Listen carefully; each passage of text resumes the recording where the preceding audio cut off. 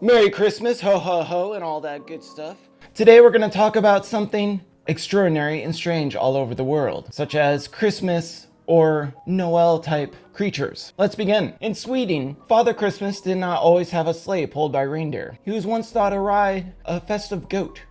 The Yule Goat, matter of fact, may be a descendant of the two goats which Thor used to draw his chariot across the sky.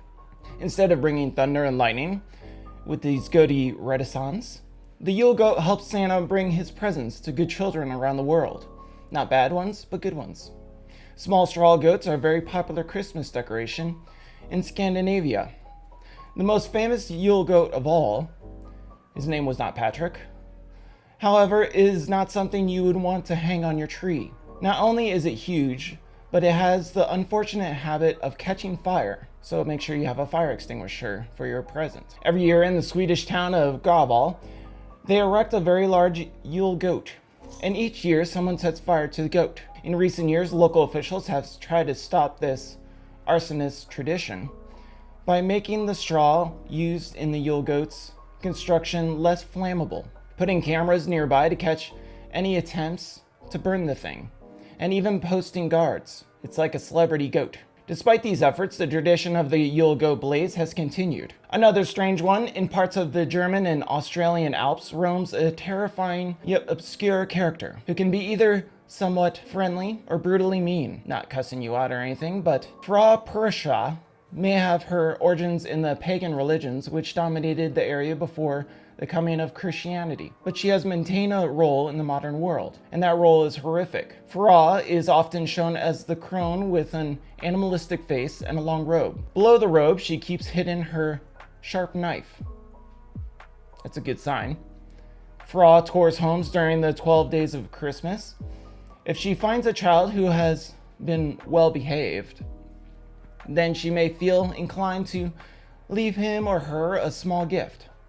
If she discovers a naughty child, then she gets out her knife, of course. And how does she judge the naughtiness of a child? She looks at your spinning tides. If you have not spun all your wool or yarn by the end of the 12th night, then she will disembowel you with her knife. Not her hands, but her knife. So that's a little clean. Having pulled out your inwards, she will stuff you with straw and sew you back up. Think of a cute little scarecrow. She gives a different meaning to the feeling stuffed after Christmas time. Another one, the Kolotskowski and spirits like them are found throughout Southeast Europe. These suburban ghouls are small, black, impish creatures. You are only likely to see them during the 12 days of Christmas because they spend the majority of their time deep in the center of the Earth's core, attempting to destroy the world. According to the myth, the world is held up by a world of trees. Its roots and branches support the earth, and it is here that the Klansky do their delivery. Not an Amazon delivery. I'm sure you wouldn't want that. For most of the year, they attempt to saw down the world tree. However, when Christmas comes each year, they abandon their posts, hacking down the world tree to create havoc on Earth. This allows the world tree to heal so that the monster itself will never actually destroy the world. Listen up, flat earthers. To avoid the monster wreaking destruction in your home, you can employ a number of things. You might hang the jaw of a pig behind the door. Everybody has a jaw of a pig running around. Like many demons, the monster can't avoid counting things. Hang up some flocks and they will get too busy counting the strands to be a nuisance. As they like to enter via the chimney, the coziest way to keep them out is to keep a roaring fire going on, burning for the 12 days of Christmas. Fascinating, I know. Christmas visitors appear to love entering homes via the chimney. La Beffa from Italy is another guest who would probably appreciate this. If you swept your chimney, it's all good and dandy. On the night of January 5th, La Benfa, a hideous old witch, will descend the chimney and judge all the children of the home. Not the adults, but the children. Expecting her to visit, the children all leave socks attached to the mantle. If La Benfa finds you have been good, she will fill your socks with goodies. If you have been naughty, then all you can expect is a lump of coal. It may be that this lump of coal is related to the pagan burning of women to bring in the new year, go coal. However, her name is derived from the Christian feast of Epiphany, during which she appears. According to one tradition, La Benfa was visited by the wise men on their way to see Jesus. She offered them hospitality for the night, and in the morning, they suggested that she join them on their journey and visit the newborn Christ. She declined, of course, as all would happen to be. Maybe she went to the Waffle House instead. Later, changing her mind, she never could find them or Jesus. So now she spends her time giving gifts to all the children in the world. As with another Christmas character who spends this time distributing gifts and coal, it is tradition to leave out some food and drink for La Beffa. The food varies across the regions of Italy, but every house leaves her a glass of wine. I'm not sure if it's red or Chardonnay, but as long as she's drunk, she's cool. Another one in Iceland, there is one of the most blood-curdling Christmas characters in the world. A cannibalistic, hideous giant creature called Gilla. She also has a fearsome cat. Gilla is a troll who has been mentioned in Icelandic folklore since at least the 13th century. At some point, she became more associated with Christmas and has put her nasty talents to festive use. Gilla stalks children of Iceland during the holiday. I'm sorry, Iceland. If she finds any bad children, she stuffs them in her sack and carries them away to devour later on.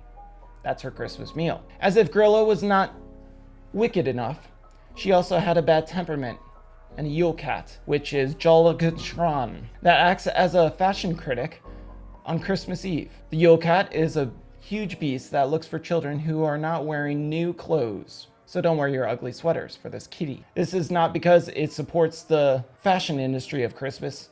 In Iceland, children who had done all their chores would be given new clothes, so make sure you make your bed. Therefore, any child not wearing new clothes must have been naughty. When the Yule cat spots a child in old clothes, it eats the poor kid.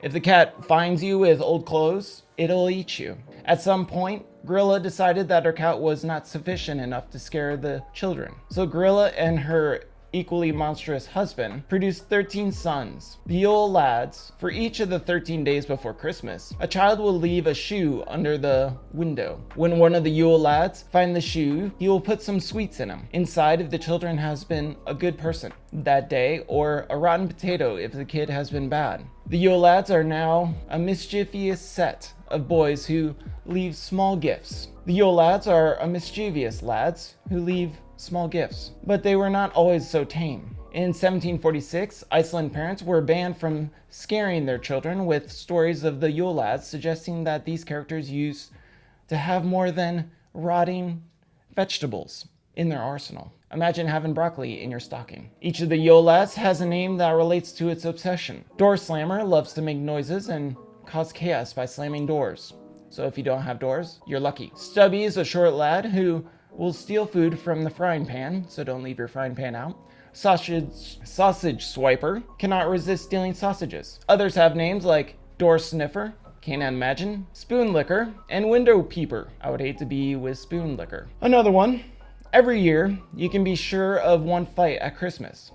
It's Worpaa, a racist character. He is a Dutch tradition in which people will blackface them up. He is a Dutch tradition in which people will blackface themselves, which is why his name is also called Black Pete, and take part in parades as helpers of Father Christmas. Needless to say, the changing standards of the modern world, this is a little bit racist, probably more so very racist. It led to this tradition being outrageously crazy and racist itself. Some defenders of the Piet's character say that his dark skin is caused by him climbing up and down the chimney. Those who find him offensive say that the big red lips, curly hair, and huge gold earrings are called classic racist terms. I mean, considering. In recent years, the Dutch government has made moves toward getting rid of this character from parades, and even the UN has called for this character to be removed as it is outdated. The role of Dutch trades in slave trade is an aspect of their history that many Dutch people seem unwilling to examine. It seems clear that supporters and opponents of this character will be clashing out for many of the Christmases to come. I guess they'll be getting coal for their nuisances of being racist. Or they can vote for Trump, either way. Another one could be more traditional of Christmas than a native scene from Jesus. All the characters are familiar: Mary, Joseph, and wise men, and the shepherds, of course, with the animals. In Catalonia, though, there may be someone lurking whom you did not expect, to say the least. The defector, just off to the side of the Holy Family, will be a figurine shown with his pants down, in the act of pooping. No crap. The origin of the character is not known. It is at least 200 years old and started in farming communities. Anyone without a character in this anyone with this character not in the scene with Jesus was sure to have a bad year. One theory is that the character is a representation of a farmer fertilizing his own field with crap. If more personally than most agricultural workers, while the original character was a farmer, you can purchase modern figurines caught in the act of pooping, which represent a variety of famous people and fictional characters as well. So if you want Harry Potter pooping on your nightstand, you're all clear. Should you desire a statue of the Queen of the UK to add to your Christmas decorations, then you'll be able to find a suitable character of this purpose, Poopy. Anyway, another character, Krampus, has undergone a renaissance of fiction, where once the half-goat demon was hardly known outside of Central Europe, he can now be found in horror films, novels, and also TV programs throughout the English-speaking world. The Feast of St. Nicholas, one of the original sources of Father of Christmas, falls on December 6th. The previous night is Krampus. The previous night is Krampanax. While St. Nicholas visits people to spread cheer and gifts, his companion Krampus comes to punish the wicked ones, or even carry them off into his sack. His origins predate Christianity, and he may be a pagan demon that became incorporated into the Christian tradition through the Catholic Church, attempted to put down any celebration of Krampus. Now in many places, a Krampus run is held during the holiday season. Men dressed as Krampus run through the town streets with bundles of birch twigs and beat bad people. One way to ward off the attention of Krampus is to offer him strong alcohol. Go whiskey. Another one, what do you get if you take a horse skull and turn up at your neighbor's door?